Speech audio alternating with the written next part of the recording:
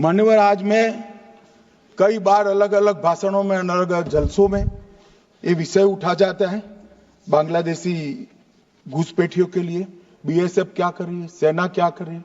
मैं आज वास्तविकता इस देश को बताना चाहता हूं और मैं आशा करता हूं कि तृणमूल कांग्रेस के सारे लोग सदन को छोड़कर नहीं जाएंगे, ध्यान से सुनेंगे। मान्यवर, हमारी बांग्लादेश के सटी हुई सीमा, अब सुनिए भाई, हमारी बांग्लादेश से सटी हुई सीमा 2216 किलोमीटर है। उसमें से 1653 किलोमीटर बाढ़ बन चुका है, बाढ़ के पास वाला रोड भी बन चुका है और चौकियां भी बन चुकी है। शेष फेंसिंग की लंबाई है 563 किलोमीटर। 563 किलोमीटर सीमा आज भी खुली है और शेष फेंसिंग जो 563 किलोमीटर है उसमें 112 किलोमीटर फेंसिंग ऐसी है, बॉर्डर ऐसी है जिसमें बॉर्डर फेंसिंग व्यवहारू नहीं, नाले हैं, नदियां हैं, ऊंची नीची पहाड़ियां हैं, जहां 112 किलोमीटर में फेंसिंग हो ही नहीं सकता और 450 किलोमीटर जहां फेंसिंग होता है वहां बाकी है। अब मैं वो बताना चाहता हूं कि क्यों बाकी है। ये 450 किलोमीटर के लिए मान्यवर मैंने डीओ लेटर लिखकर 10 रिमाइंडर करे हैं, बंगाल सरकार भूमि नहीं देती। मान्यवर, ये 450 किलोमीटर के लिए गृह सचिव बंगाल के मुख्य सचिव के साथ 7 मीटिंग करे, ये भूमि नहीं देते हैं। मान्यवर, जहां फेंसिंग लगाने जाते हैं सत्ताधारी पार्टी का कैडर आकर हुड़दंग करता है, धार्मिक नारे लगाता है। और मान्यवर, मैं कहना चाहता हूं कि ये 450 किलोमीटर फेंसिंग रुकी है तो केवल और केवल बंगाल सरकार की दया की दृष्टि घुसपैठियों के पर जो है इसके कारण। और मान्यवर, इससे आगे ये 450 किलोमीटर शायद ये भाषण सुनकर ममता जी भूमि दे भी दे तो हम खत्म कर देंगे, फिर भी 112 किलोमीटर खुली सीमा रहती है। मान्यवर, जब आप 2000 किलोमीटर बाढ़ बना देते हो और 112 किलोमीटर नहीं बनाते हो तो कई बार तो ये 2000 किलोमीटर के कोई मायने नहीं। आदमी को घुसने के लिए कितनी जगह चाहिए मान्यवर। तो 112 किलोमीटर जो नदी है, नाले हैं, एक कठिन भौगोलिक परिस्थिति है, वहां से लोग आते हैं। ये सवाल हमें करते हैं, अभी भी किया कि रोहिंग्या दिल्ली तक आ गए, आपके नाक के नीचे आया। मान्यवर, ये बांग्लादेशी घुसपैठिए हो या रोहिंग्याज हो जो घुस कर आते हैं, पहले असम से भी आते थे जब कांग्रेस की सरकार, अब बंगाल से आते हैं टीएमसी की सरकार, घुस कर आते हैं। इनको आधार कार्ड दादा कौन देता है? नागरिक कहां के बने हैं? कहां के बने हैं? जितने बांग्लादेशी पकड़े गए 24 परगना जिले का आधार कार्ड और नागरिकता है मान्यवर। और ये जो आप आधार कार्ड इश्यू करते हो, वो आधार कार्ड लेकर, वो वोटर कार्ड लेकर ये दिल्ली तक आते हैं। आप उनको आधार कार्ड इश्यू न करो, आदमी क्या परिंदा भी पैर नहीं मार पाएगा। और दादा, ये सब चीजें भी लंबे समय चलनी नहीं है। 26 में चुनाव है, बंगाल में कमल खिलेगा और पूरा बंद होगा। मान्यवर, मुझे भी मान्यवर, मैं आज कहना चाहता हूं, दिल्ली के चुनाव से मैं बाउंड रहा कि देश का सुरक्षा का प्रश्न है, तू मैं नहीं करना चाहिएगा। आज मौका भी है, दस्तूर भी है। इन्होंने सवाल उठाया, मैं बिल भी ये लेकर आया हूं, इसलिए मैंने देश की जनता को सत्य बताया है।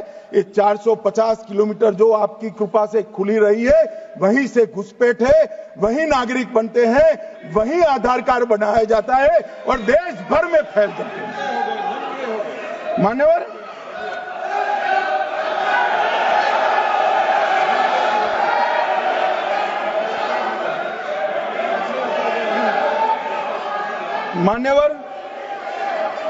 एक सदस्य ने मान्यवर एक सदस्य ने मुद्दा उठाया कि पासपोर्ट रैंकिंग में 50वां नंबर है। मान्यवर, ऐसा कोई सरकारी सर्वे नहीं है, एक निजी एनजीओ ने सर्वे कर दिया है। अब मुझे ये समझ में नहीं आता, इंडी अलायंस के नेता जब से राहुल गांधी बने हैं, सरकार के अधिकृत डेटा की जगह वो एनजीओ का ही डेटा खंगालते हैं।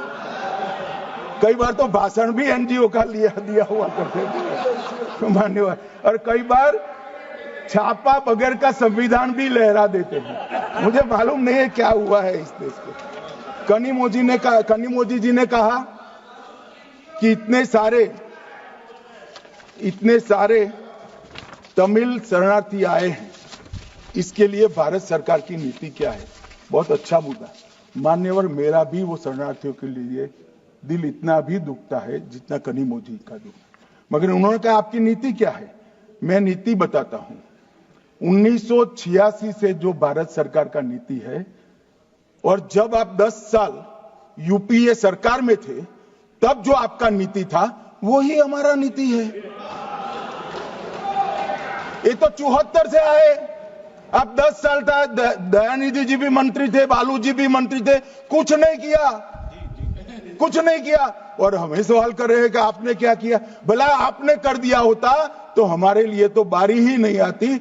मान्यवर, तमिल शरणार्थियों की नीति में हमने फुल स्टॉप कॉमा का बदलाव नहीं किया है। जिस सरकार में डीएम के हिस्सेदार थी वही नीति को हमने जस का तस अपनाने का काम किया है। अगर कुछ बदलाव करना है तो मुझे दे दो, देखना, हम सोचेंगे।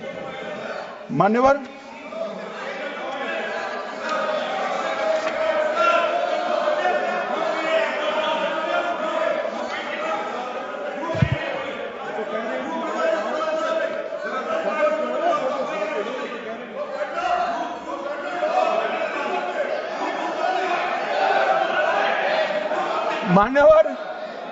मान्यवर, मुझे अब तक एडीएमके के सारे एमपी 4 बार मिले अलग अलग समस्या पर, एक में भी तमिल शरणार्थी का जिक्र नहीं। और कहते हैं डू समथिंग। भाई आप तो कहते हैं ना, हमने तो आपकी नीति पर चले, हम माने ये सच्ची होगी। अभी भी आप दीजिए, हम सोचेंगे इस पर।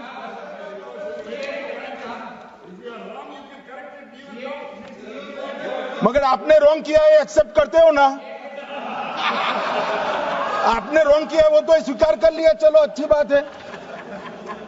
मान्यवर, एक सीएए का जिक्र है। मैं इसमें कोई राजनीतिक टिप्पणियां करना नहीं चाहता।